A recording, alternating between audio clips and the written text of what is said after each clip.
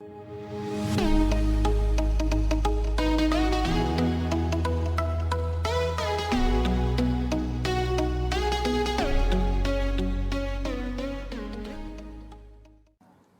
को नमस्कार।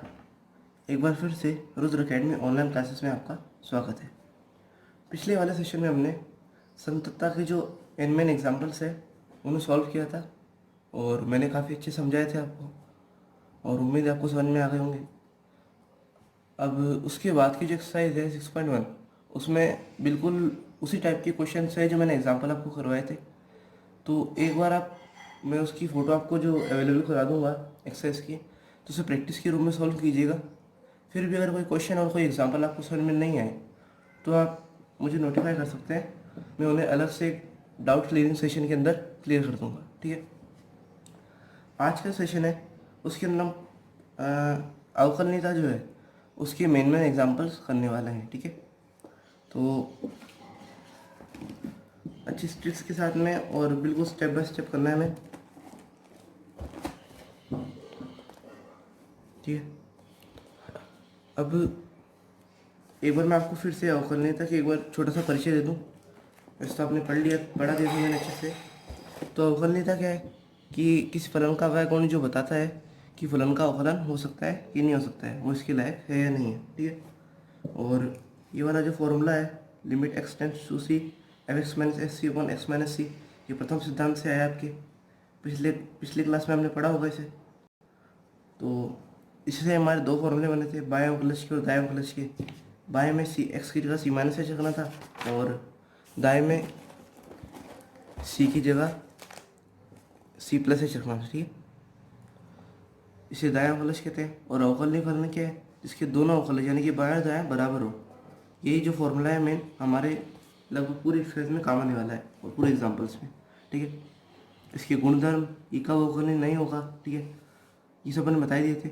अंतराल में जो अवकलनीयता है, ठीक है ना, ये बिल्कुल उसकी वो सततता में जो हमने पढ़ा था अंतराल में सततता, उसकी तरह ये। आप अगर पढ़ना चाहे तो इसकी स्क्रीनशॉट ले सकते हैं। ठीक है, कुछ महत्वपूर्ण परिणाम इस पर ध्यान देते हैं, ये हमारी ट्रिक्स की तरह काम करेंगे। फर्स्ट पॉइंट जो मैं पहले ही बता चुका हूँ आपको कि कोई भी जो फलन है हमारे, अगर वो अवकलनीय है तो गारंटेड वो सतत है। ठीक है, और अगर सतत है तो अवकलनीय हो सकता है, इसकी कोई 100% श्योरिटी नहीं। ये तो मैंने बता ही दिया, नॉर्मल था। ठीक है, सेकेंड और थर्ड जो इनमें ध्यान दीजिएगा कि प्रत्येक बहुपदी चरघातांकीय अचर फलन वास्तविक संख्या पर सदैव अवकलनीय होते हैं। बहुपदी फलन यानी कि एक्स स्क्वायर एक्स क्यूब वाले, ठीक है, त्रिकोणमितीय सॉरी चरघातांकीय एक्सपोनेंशियल वाले ए की पावर एक्स टू की पावर एक्स, तथा अचर फलन जिसमें एक्स वाई जेड का कोई चर ना है। ठीक है, ये क्या होते हैं, वास्तविक संख्या पर सदैव अवकलनीय होते हैं। वास्तविक संख्या कौन सी होती है, ये जो एक्स इक्वल टू √-1 है, ये रूट में जो माइनस की संख्या होती है ये होती है अवास्तविक संख्या है। इन्हें छोड़कर जितनी भी संख्या है सब वास्तविक संख्या कहलाती है। इनके समुच्चय को हम आर से डिनोट करते हैं। ठीक है, तो वैसे तो वास्तविक संख्या पर ही पूछा जाएगा आपको क्वेश्चन इस एक्सरसाइज में। ठीक है, तो वास्तविक संख्या पर क्या होंगे, ये बहुपदी चरघातांकी और अचर फलन जो है ना, ये कैसे होंगे, अवकलनीय। तो इससे आप ट्रिक को याद रख सकते हैं।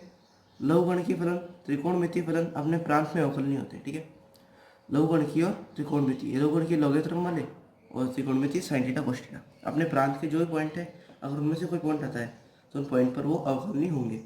ये वाला मैंने बता दिया कि अगर दो फलन अवकलनीय है तो उनका जोड़ बाकी गुणा भाग तो कब, जब हर शून्य ना हो तब सदैव अवकलनीय होगा। तो ये तो वापस में आपको रिवाइज करवा दिया, इन दो पॉइंट्स का ध्यान रखिएगा। अब हम अच्छे से तसल्ली से इसके जो मेन एग्जाम्पल्स हैं उन्हें सॉल्व कर लेते हैं। यदि निम्न फलन जो हमें दे रखा है f x equal to x square bracket में ई की पावर 1/x माइनस ई की पावर -1/x अपॉन ई की पावर 1/x प्लस ई की पावर -1/x, जो है when x is not equal to 0 and when x is equal to 0 then the function should be 0। ये हमारा question है। हमें करना क्या है, x इज इक्वल टू 0 पर इसकी वो अवकलनीयता की जांच करनी है। ठीक है, तो मैंने इसे कॉपी में सॉल्व करके रखा है। इससे पहले मैं एक बार आपको ट्रिक से करने का तरीका बता देता हूँ। सबसे पहली बात, मैंने जैसे आपको पिछली क्लास में बताया था कि आंसर का पता कैसे लगाते हैं। ये कैसा फंक्शन है, ई की पावर एक्स वाला, यानी कि एक्सपोनेंशियल। ये एक्स स्क्वायर, ये कैसा फंक्शन है? बहुपदी है। बहुपदी फंक्शन अवकलनीय है। चरघातांक यानी एक्सपोनेंशियल फंक्शन जो है अवकलनीय है। और दो अवकलनीय फलनों का गुणनफल कैसा होता है? दो अवकलनीय फलनों का मल्टीप्लाई जो होता है अवकलनीय होता है। तो अब इसका आंसर तो यहीं पे मालूम पड़ गया। देखिए आंसर क्या रहा है? अवकलनीय। ठीक है, आंसर आपको एक साइड में मालूम पड़ जाता है। अब हमें सिर्फ इसे सॉल्व करना है। तो सॉल्व करने के लिए मैं आपको बता दूँ,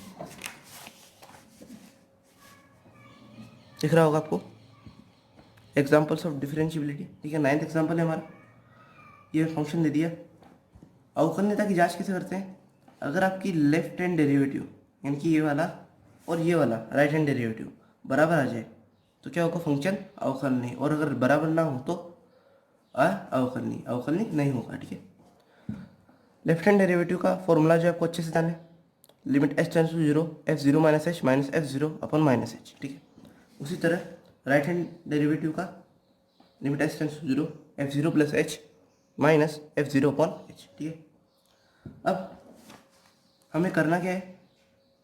इनकी वैल्यू रख के इसे सॉल्व करते जाना है। ठीक है, तो एफ जीरो माइनस एच यानी कि फंक्शन की वैल्यू वो वाली वैल्यू रखनी है जब एक्स जो है जीरो से छोटा हो।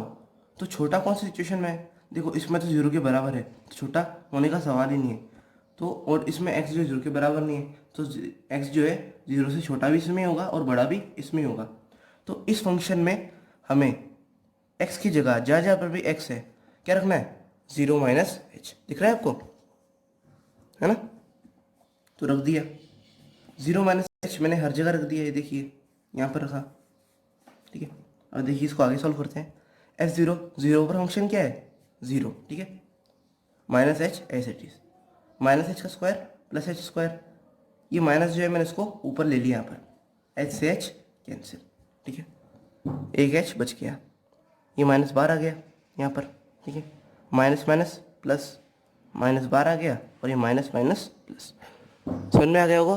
ठीक है, इसके आगे करना है। अब देखिए मैंने आपको बताया था जब भी एक्सपोनेंशियल फंक्शन के अंदर आपके पास ऐसी सिचुएशन आ जाए e की पावर 1/h, तो ये आपके लिए बहुत ही घातक है। क्यों? क्योंकि अगर आप इस पर लिमिट रख देंगे तो क्या हो जाएगा? e की पावर इन्फिनिटी यानी कि अनिधार्य, और ये आपके लिए क्या है? बहुत ही ज़्यादा घातक है। तो इससे बचने के लिए जो मैं ट्रिक आपको बताई थी पिछले सेशन में, एक बार फिर बता देता हूँ ट्रिक। ठीक है, मालूम है स्पेलिंग थोड़ी गलत है, मैंने गलत लिख दी थी। ई की पावर अनंत के चंगुल से छूटने के लिए हमें कुछ ऊपर अंश और हर दोनों से ना कुछ ऐसी स्टेप कॉमन लेनी पड़ेगी कि जो प्लस पावर है ये माइनस पावर में चेंज हो जाए। क्या कह रहा हूँ मैं? अंश और हर में से कोई ऐसा पद कॉमन लीजिए। ठीक है, दोनों में से लेना है, अंश और हर दोनों में से, ताकि जो प्लस पावर है इन्फिनिटी की ये माइनस पावर इन्फिनिटी में बदल जाए। क्यों? क्योंकि ई की पावर माइनस इन्फिनिटी की वैल्यू क्या होती है? ज़ीरो। ठीक है, जीरो होने से क्या होगा? अब अनंत के जो प्रॉब्लम है उससे छुटकारा पालेंगे। ठीक है, अब जो इसे माइनस बनाना है, अगर मैं ए की पावर 1/h ऊपर से और नीचे से दोनों से कॉमन ले लूँ तो देखिए कॉमन लेते ही तो 1, और ये क्या हो जाएगा? ए की पावर -2/h। ठीक है, बिल्कुल माइनस प्लस की पावर बची ही नहीं, सारी पावर माइनस की हो गई, और ये जो ऊपर नीचे से कॉमन लिए थे ये आपस में कैंसिल हो गए। ठीक है, तो अब हमारे पास क्या है? माइनस की पावर। अब हम आसानी से सॉल्व कर सकते हैं, कुछ नहीं करना, ये जो माइनस है इसे अंडर मल्टीप्लाई कर दीजिए। ठीक है, अब बस लिमिट रखने की देरी है, जीरो रख दिया, e की power minus infinity zero zero zero, जो मल्टीप्लाई होगा तो जीरो हो जाएगा। ठीक है, ये क्या है हमारे? जीरो। ऐसे ही जब हम राइट हैंड डेरिवेटिव निकालेंगे, ठीक है, राइट हैंड डेरिवेटिव निकालेंगे उसमें भी अब देखिए बार बार मैं स्टेप रिपीट नहीं कर सकता क्योंकि आप जानते हैं टाइम की कितनी शॉर्टेज है हमारे पास में। तो मैंने ये जो एफ जीरो प्लस एच है इसकी वैल्यू बिल्कुल ऐसे कैसे निकाल के यहाँ पे रख दी है। कुछ डिफरेंस नहीं है इसमें उसमें, फ़र्क क्या पड़ेगा? बस ये माइनस एच का। ठीक है, तो ये माइनस मैंने अंदर मल्टीप्लाई नहीं करवाया क्योंकि उसमें माइनस नहीं था। ठीक है, बिल्कुल ऐसे कैसे आप इसको सॉल्व करके निकाल सकते हैं। ठीक है, ये जीरो तो हट जाएगा, एच से एच कट जाएगा। ठीक है, अब क्या करना है आपको? सिर्फ लिमिट रख देनी डायरेक्ट, और ये जीरो। मैंने तो आपको समझाने के लिए शॉर्टली सॉल्व करा है, लेकिन आपको वापस स्टेप बाय स्टेप इसको भी करना पड़ेगा। ठीक है, अब देखो आपकी left hand limit zero, right hand limit sorry left hand derivative zero, right hand derivative zero, तो आपका जो दोनों जो डेरिवेटिव से बराबर आ गए, मतलब फंक्शन क्या है? एक्स इक्वल टू जीरो पर अवकलनीय है। ये क्वेश्चन आपको अच्छे समझ में आ गया होगा। अब हम अगले क्वेश्चन की ओर बढ़ते हैं। जो ट्रिक बताइए उसका विशेषकर ध्यान रखिएगा। ये वाला क्वेश्चन बहुत ही ईजी और जल्दी खत्म हो जाएगा ये तो, ठीक है। निम्न फलन f(x) जो है ये दे रखा है आपको, सर्वत्र सतत है, यानी कि इसके हर पॉइंट पर सतत है, लेकिन जरूरी नहीं है कि अवकलनीय हो। तो हमें ज्ञात करना है x बराबर 0 पर अवकलनीयता का परीक्षण कीजिए, ठीक है।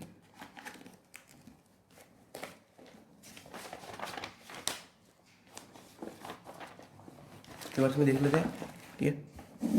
हमें फंक्शन दे रखा है, ठीक है, x1 + 1/3 sin log x square, ठीक है। x0 = 0 and when x = 0 then the function should be 0, ठीक है। हमें x बराबर 0 पर अवकलनीयता जांच करनी, क्या करना पड़ेगा, राइट हैंड डेरिवेटिव को लेफ्ट हैंड डेरिवेटिव यानी कि दाएं और बाएं अवकलज को बराबर करना पड़ेगा। अब देखिए वैसे तो सिंपल है, इसमें तो हम डायरेक्ट वैल्यू रख देंगे क्योंकि इसमें कुछ अनंत का अनिर्धार्य का कोई प्रॉब्लम नहीं है, तो इसमें कोई ट्रिक की जरूरत ही नहीं है। हमें कुछ नहीं करा, आपकी इच्छा हो तो आप पहले राइट डेरिवेटिव निकालिए और इच्छा हो तो लेफ्ट निकालिए, कोई प्रॉब्लम नहीं है, ठीक है। चलो इसने राइट निकाला तो हम भी राइट निकाल लेते हैं। Limit h tends to 0 f0 + h - f0 upon h, ठीक है। फंक्शन की वो वैल्यू निकालनी है जब x जो हो 0 + h हो, यानी कि 0 से बड़ा हो। और देखिए पिछले वाले क्वेश्चन की तरह यही वो सिचुएशन है जब x जो है 0 से बड़ा भी है और छोटा भी है।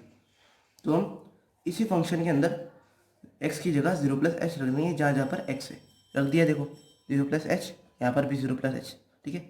ये 0 क्योंकि 0 पर फंक्शन कैसा है 0, ठीक है। और h एज इट इज, ये h और ये h ऐसा लिख दिया मैंने, कैंसिल हो गए। अंदर क्या बचा 1 + 1/3 sin log h स्क्वायर, ठीक है। अब जब मैं इसमें लिमिट रख दूंगा तो क्या हो जाएगा, h का सिर्फ एक पद है तो सिर्फ लिमिट यहीं पे रखी जाएगी, ठीक है। तो लिमिट रख दी h, तो log 0 जो होता है उसकी वैल्यू इन्फिनिटी होती है, एक बात ध्यान रखिएगा। तो क्या हो जाएगा साइन इन्फिनिटी। अब साइन की वैल्यू चाहे इन्फिनिटी हो चाहे कितनी भी हो, -1 से 1 के बीच में होगी, 4π 8π इन्फिनिटी 0 π/2 जो भी है, -1 से 1 के बीच में इसका ग्राफ बनता है और इसी के बीच में इसकी वैल्यू होनी चाहिए, ठीक है। इसके अलावा कोई वैल्यू नहीं हो सकती। तो अब जब मैं -1 रखता हूँ तो क्या आता है 2/3, और 1 जब रखता हूँ समीकरण में तो 4/3 आता है।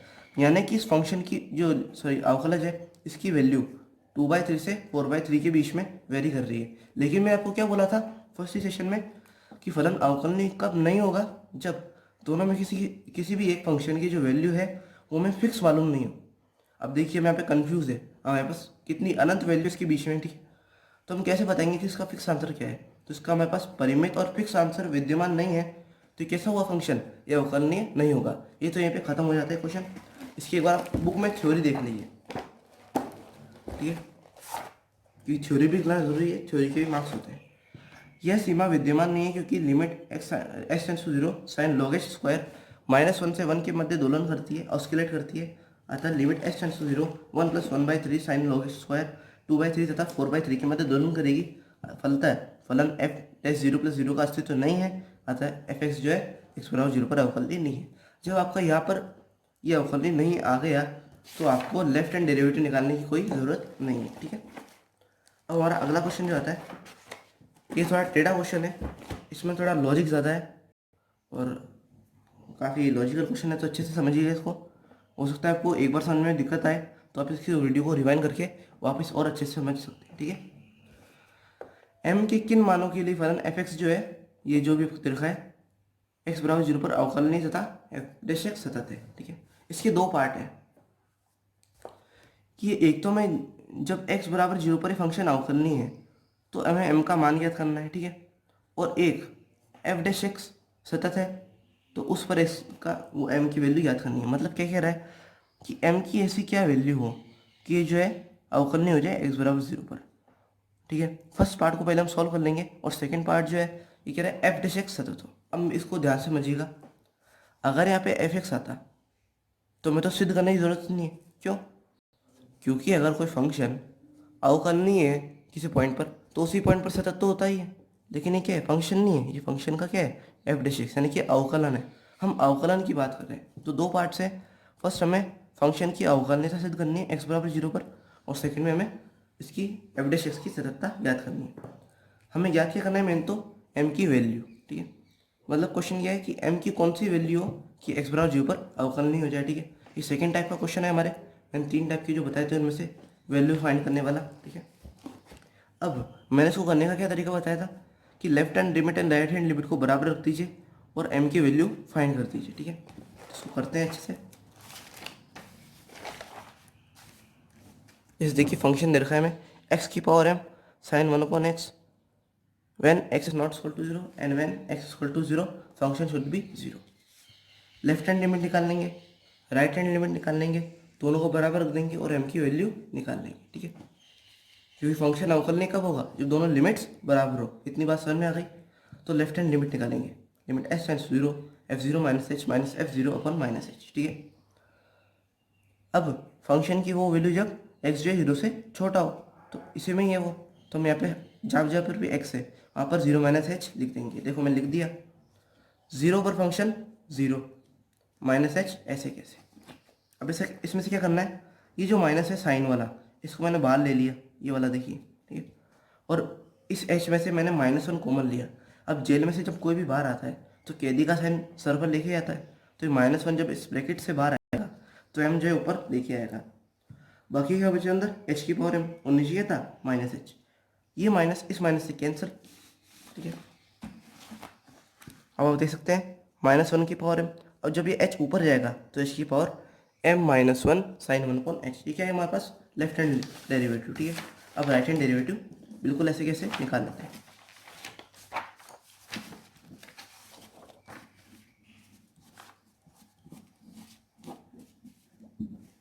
इस वन सेकेंड, ठीक है। Limit sorry right hand derivative क्या होता है, ये फॉर्मूला आपको पता है। अब हमें जैसे कि मालूम है वही फंक्शन है जिसके अंदर, ये बताया था, ये वो फंक्शन है जिसके अंदर कहाँ गया, सॉरी ये वाला, जिसमें x जो है 0 से बड़ा भी है छोटा भी है। तो इसी में हम 0 + h जो है x की जगह रख देंगे। तो रख दिया मैंने, देखो h की power m sign 1/h minus 0/h। अभी h ऊपर आएगा तो माइनस हो जाएगा, तो h की पावर m-1 साइन 1/h। या फिर राइट हैंड लिमिट, दोनों को बराबर रख देते हैं, ठीक है। अब देखिए इसे सॉल्व करने के लिए थोड़ा लॉजिक लगाना पड़ेगा।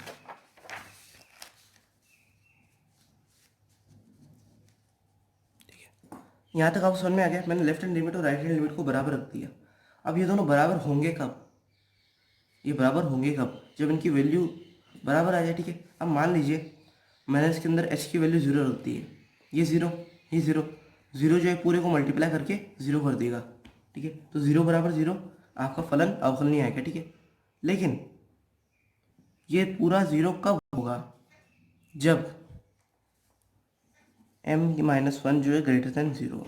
अब ये आप कन्फ्यूजन कर रहे होगा क्यों। अगर मान लीजिए ठीक है, m की वैल्यू जैसे मान लीजिए m की वैल्यू 1 से छोटी होती, जितनी नेगेटिव होती, मान लीजिए m बराबर -1 होता। अब इसमें -1 रख के देखिए, h की पावर क्या होती, m-1 बराबर h की पावर -1 -2। अब इसे पॉजिटिव बनाने के लिए हमें नीचे भेजना पड़ता 1/h²। और जब लिमिट रखेंगे तो 1/0 हो जाएगा, और ये क्या हो जाएगा, इन्फिनिटी। और इन्फिनिटी हमारी बहुत ख़राब चीज़ है, ठीक है। तो ये माइनस तो हमें जच नहीं रहा है। अब अगर मैं m की वैल्यू 0 रख दूँ तब भी क्या होगा, h की पावर m-1 क्या हो जाएगा हमारे, h की पावर -1, ये भी नेगेटिव है, फिर इन्फिनिटी की प्रॉब्लम। और अगर मैंने m की वैल्यू 3 सिचुएशन बता रहा हूँ आपको, ठीक है, 1 रख दी तो क्या होगा, h की पावर 1 - 1 क्या हो जाएगा, h की पावर 0, और 0 की पावर 0 क्या है, ये तो आपका अनिधार आ गया, 7 अनिधारों में से एक, ठीक है। तो ना तो हम m की ये 0 से छोटी वैल्यू रख सकते हैं, ना 0 रख सकते हैं, और ना ही 1 के बराबर रख सकते हैं। तो इसका सीधे सीधे मतलब क्या है, m की वैल्यू जो है 1 से बड़ी ही लानी पड़ेगी, नहीं तो क्या होगा, अनिधार्य वाली प्रॉब्लम आ जाएगी। और जब 1 से बड़ी रखेंगे तो देखिए ये दोनों लिमिट्स 0 के आपस में एक दूसरे को बराबर कर लेगी, तो 0 बराबर 0, और आपका फंक्शन जो है अवकलनीय हो जाएगा। तो m का क्या मान क्या है, m बराबर इस ग्रेटर देन 1 पर फंक्शन जो है x बराबर 0 पर अवकलनीय हो जाएगा। तो ये हमारा फर्स्ट आंसर आ गया। इतनी बात आपको समझ में आ गई होगी, ठीक है। क्योंकि अगर m जो है 1 से छोटा लिया, 1 के बराबर भी लिया, तो क्या होगा, अनिधार्य वाली प्रॉब्लम में हम फंस जाएंगे, ठीक है। ये क्वेश्चन जो है देखिए काफ़ी ज़्यादा टाइम खाता है। अब इसका कहाँ गया, हाँ यही है। इसकी लैंग्वेज देख लीजिए, अवकलनित है जो कि समीकरण एक व दो से तभी संभव है जबकि m-1 इज ग्रेटर देन 0 या m इज ग्रेटर देन 0। दिख रहा होगा। अब हमारा सेकंड पार्ट क्या था कि f डैश एक्स को सतत सिद्ध करना था। ठीक है, चलो इसे भी कर लेते हैं।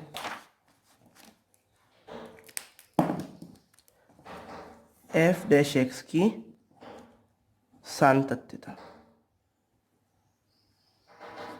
ठीक है, एफ डैश एक्स की। ठीक है, अब पहले जिसकी भी सातत्यता जांच करनी है हमें, उसकी वैल्यू भी तो ज्ञात होनी चाहिए हमें। हमारे पास तो एफ डैश एक्स की कोई वैल्यू ही नहीं है, और ये क्या है, एफ एक्स का D by by d x है, अवकलन है ना। तो इसका मतलब है अगर मैं एफ एक्स का अवकलन कर दूँ तो इसकी वैल्यू हमारे पास आ जाएगी। एफ एक्स क्या है, एक्स की पावर एम साइन 1/h, यही था ना। यही है। अब इसका अवकलन कर देता हूँ मैं, d y by d x of x की पावर एम साइन 1/h। अब दो जब गुणा में फंक्शन होते तो आपको पता है 11 में पढ़ा होगा कि एक का अवकलन दूसरे कांस्टेंट, एक दूसरे का कांस्टेंट एक का अवकलन। ठीक है, तो पहले एक्स की पावर एम का अवकलन करते हैं, एम एक्स की power m minus 1 dot sine 1/h as it is. अब प्लस, अब एक्स की पावर एम को ऐसे कैसे रखेंगे तो क्या हो जाएगा, cos 1/h, और 1/h का जब अवकलन करेंगे तो यहाँ पे x आएगा,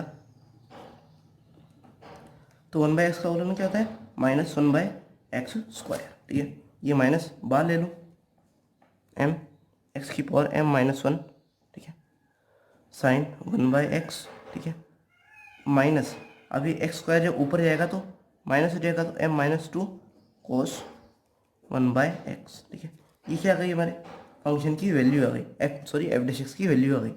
ठीक है, अब मैंने सातत्यता के लिए क्या बताया, जब हम मान लीजिए, जैसे मैं आपको वापस रिवाइज करवा देता हूँ सातत्यता की परिभाषा। ठीक है, इसलिए मैं आपको कॉन्सेप्ट पहले करवाना चाहता था कि कॉन्सेप्ट समझे बिना आप क्वेश्चन को नहीं कर सकते।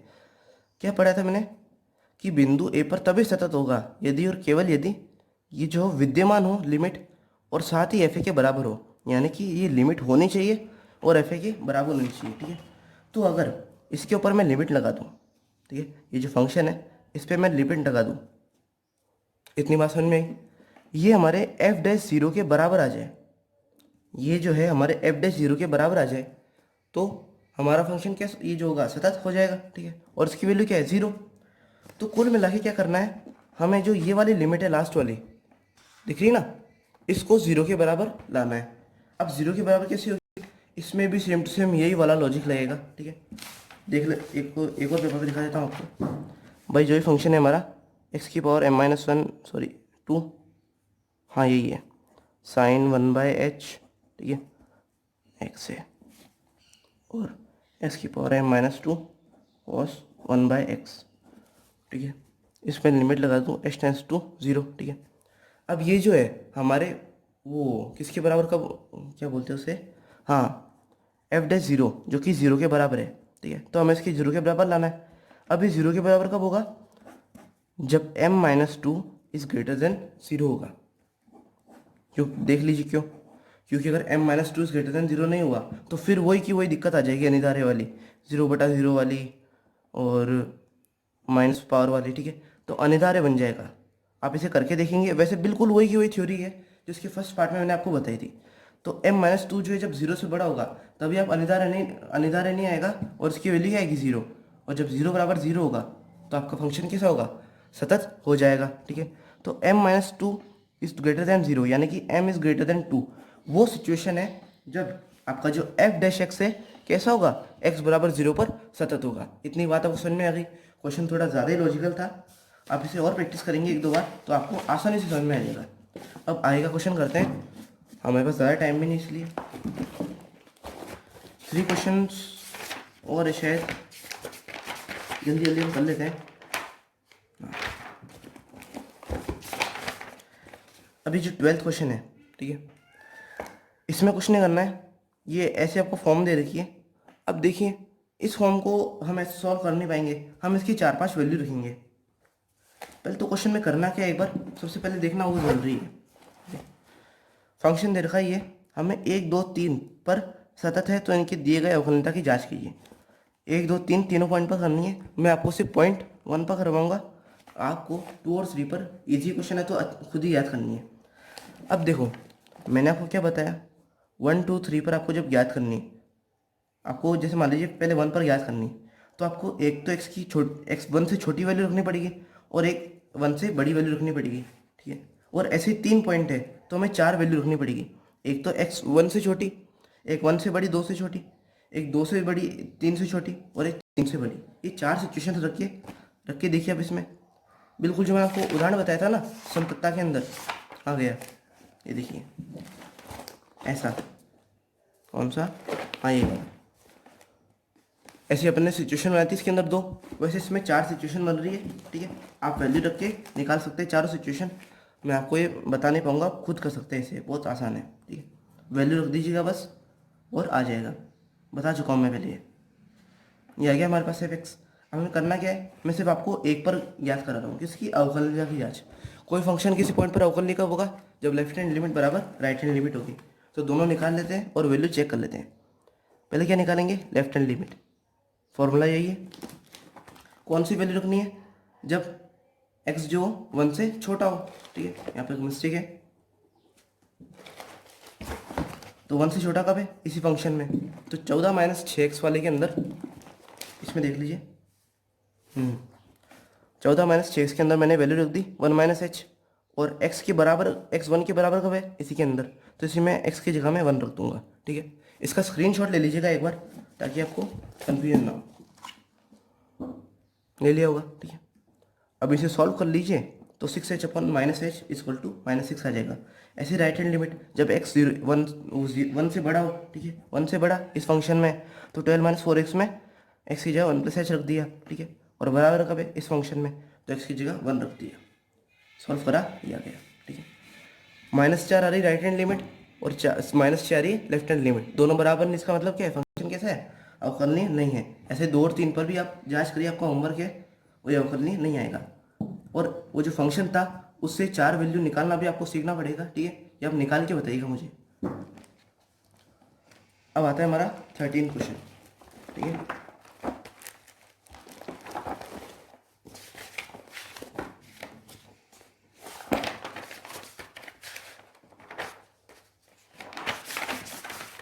हाँ ये क्वेश्चन हमें ये दे रखा है, यहाँ पे माइनस पावर माइनस ठीक है ना, और ये क्या है अपॉन में माइनस ई की power -1/x² dot sign 1/x, ठीक है। जांच करनी है बस हमें 0 पर, तो लेफ्ट हैंड लिमिट और राइट हैंड लिमिट को बराबर रखना पड़ेगा। लेफ्ट हैंड लिमिट में बिल्कुल सभी क्वेश्चन की तरह 0 माइनस एच इस फंक्शन में रखना है, ठीक है, माइनस प्लस।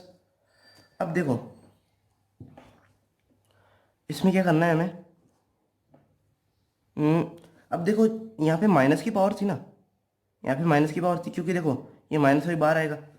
ऐसा है कि हमने इसे डायरेक्ट सॉल्व क्यों नहीं करा, कैसे बताऊँ, देखो आपको जस्ट 1 सेकेंड।